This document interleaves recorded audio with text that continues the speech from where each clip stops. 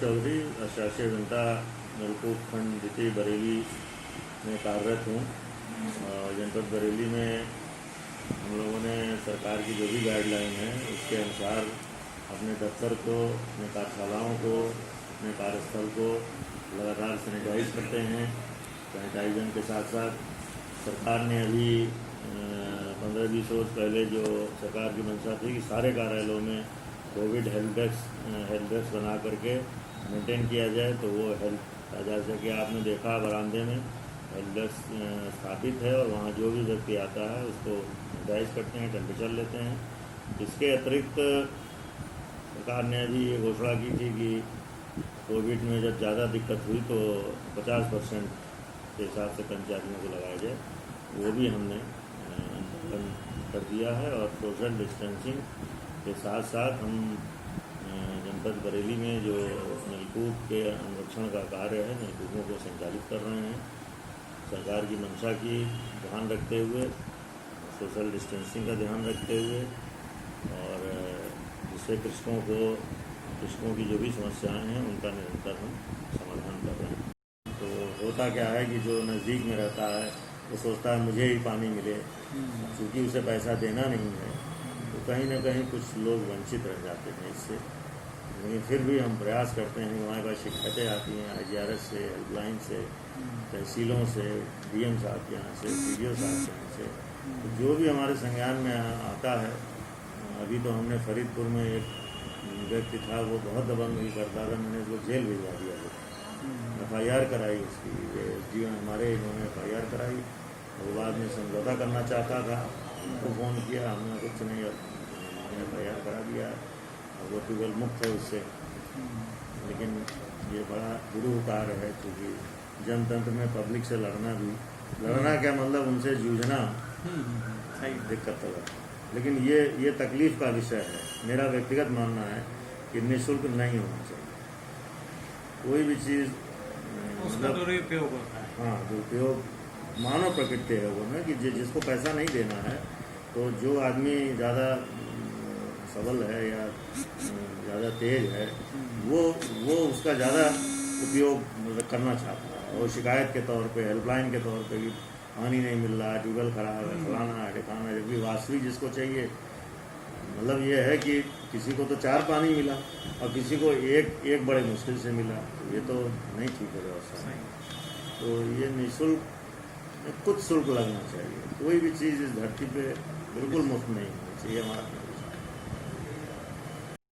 सरकार ने जो रोस्टर के हिसाब से, जैसे मार्केट तो खैर पूरा खुलने लगा है, लेकिन ऑफिसेस का रोस्टर नहीं बदला है, तो उसके नियम के अकॉर्डिंग भी अपने यहाँ डेली चल रहा है। नहीं, रोस्टर बीच में जब लॉकडाउन खोला गया था, तो जो पहले था कि 30% कर्मचारी जो है लगाए गए, तो इस प्रकार से रोस्टर बनाया गया कि 30% कर्मचारी डेली आए।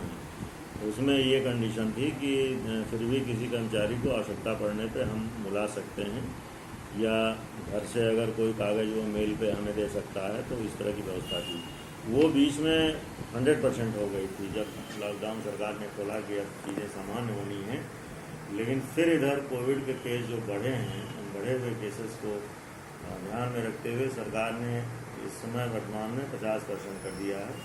तो हम लोग अब 50% के हिसाब से कर्मचारियों को बुला रहे हैं कार्यालय। और आज सवाल फील्ड का, तो फील्ड में ऐसी स्थिति नहीं है, क्योंकि वहाँ तो सब स्कैटर्ड वर्क है, स्कैटर्ड ट्यूबवेल्स हैं, स्कैटर्ड साइट है, वहाँ ऐसी नौबत नहीं आती। और जहाँ कहीं आती है तो सारे लोग चीज़ों का ध्यान रखते हैं। जैसा कि हमें सुनवाई में आया कि जो अपना सिंचाई विभाग के द्वारा बारिशों में कुछ आप लोग स्पेशली कुछ पानी को एकत्रित करना और कहीं कोई ऐसी व्यवस्थाएं वो भी अपना करवाते हैं? नहीं, वो हम लोग जनरली सिंचाई विभाग का पार्ट नहीं है। वो विभाग लघु सिंचाई जो डिपार्टमेंट है, वो चेक डैम्स वगैरह मेन उनके कार्य क्षेत्र में आता है। हालांकि इस समय जल संरक्षण सप्ताह मनाया जा रहा है इसमें।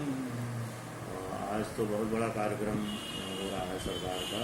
बुंदेलखंड के जो आपके 6-7 ज़िले हैं, विशेष तौर पे उनके लिए हमारे माननीय मंत्री और मुख्यमंत्री, माननीय मुख्यमंत्री जी, प्रधानमंत्री जी, ये सारे लोगों ने आज बहुत बड़ा कार्यक्रम को लॉन्च किया है जल के संरक्षण के लिए।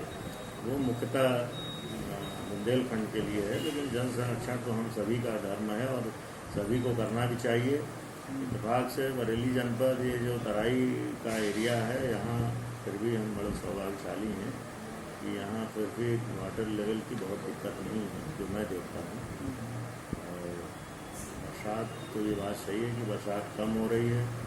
जो भी पानी बरस रहा है उसमें किसानों को, व्यक्तियों को, सबको ये चाहिए कि लोग पानी का संरक्षण करें।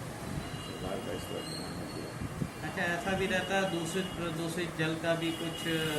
नहीं, दूषित देखिए, हम लोग तो सिंचाई के लिए पानी देते हैं। हमारे यहाँ नलकूप हैं, तो हम तो अगर देखा जाए तो पानी का दोहन करते हैं। हाँ, ये ज़रूर है कि वो जल जब खेतों में जाता है तो खेतों में जाने के बाद वो कुछ वाष्पित होता है और कुछ ना कुछ रिचार्ज भी होता है। लेकिन ये है कि ये बात सही है कि अगर बरसात ठीक ना हो या वर्षा का संचयन ना हो तो हमारे जो राजकीय नलकूप हैं वो अंडरग्राउंड वाटर का दोहन करते हैं। अब चूँकि किसानों को सुविधाएं देनी है तो इससे हम बरी तो नहीं हो सकते, लेकिन फिर भी बरसात में रिचार्जिंग हो जाती है। इस बेल्ट में मुझे लगता है इतनी दिक्कत नहीं है, आवश्यकता अनुसार रिचार्जिंग हो जाती है। वाटर टेबल यहाँ बहुत डाउन भी नहीं हुआ। और उस विषय में तो जो भूगर्भ जल विभाग है वो आपको सही डेटा दे सकता है, लेकिन हमारे पास भी इतना आकलन रहता है कि यहाँ बहुत क्षरण जो है वाटर लेवल का नहीं हुआ। कैचमेंट एरिया भी ठीक ठाक है। प्लांटेशन यहाँ बहुत जाता है। वेजिटेशन आपके बरेली जनपद में जिधर जाइए, जिस भी ब्लॉक में जाइए, जिस भी क्षेत्र में जाइए, तो वहाँ हरियाली बहुत ज़्यादा दिखती है। हकीकत ये है कि हमारे ट्यूबवेल हरियाली से परेशान रहते हैं कि बिजली की लाइनें जाती हैं, उसमें जगह जगह बार बार फॉल्ट आता है। तो ये सब आपके जनपद में काफ़ी अच्छा है। तो बाकी कुछ और संदेश देना चाहेंगे आप अपने विभाग के माध्यम से? बाकी संदेश तो हम जो सबसे बड़ा संदेश है वो ये मैं देना चाहूँगा कि हमारे जो किसान भाई हैं, हम लोग ये देखते हैं कि हमारी जो नलकूप हैं वो बिजली पर आधारित है और सरकार ने सिंचाई सुविधा को मुफ्त कर रखा है। ये पिछले तकरीबन 6-7 साल हो गए, मुझे लगता है 7-8 साल हो गए। सन 12 या 13 में हुआ था ये, तब से मुफ्त चल रहा है। अब मुफ्त है तो मुफ्त में जनता के बीच में कुछ जागरूकता की भी कमी है और कुछ व्यवहारिकता की कमी है कि जब किसी व्यक्ति को फ्री जब कोई चीज़ मिलती है तो उसका मोल नहीं समझता।